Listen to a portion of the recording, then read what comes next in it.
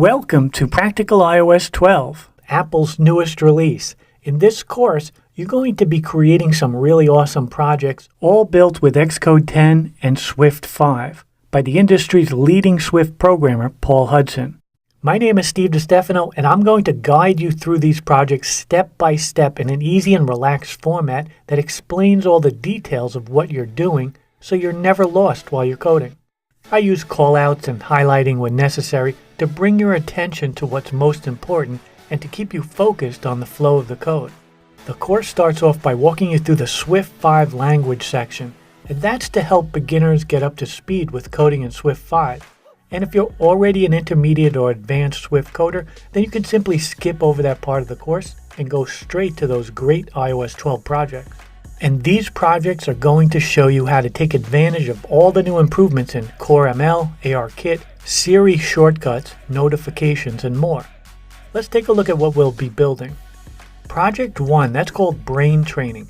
That's going to be a game that uses Apple's new Create ML system, and it's going to show you how to build a machine learning model to recognize handwritten input from our player.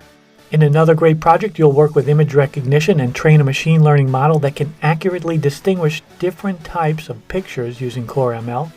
And also you'll work with sentiment analysis, which intelligently analyzes external feeds to extract meaning, and then uses that to categorize new content.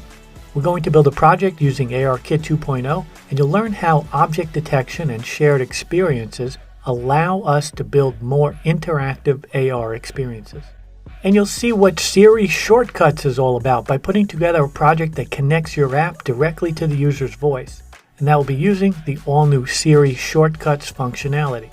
So if you want to get a jump on all the great new features in iOS 12 before it's publicly released in late September, then this is the time to do it.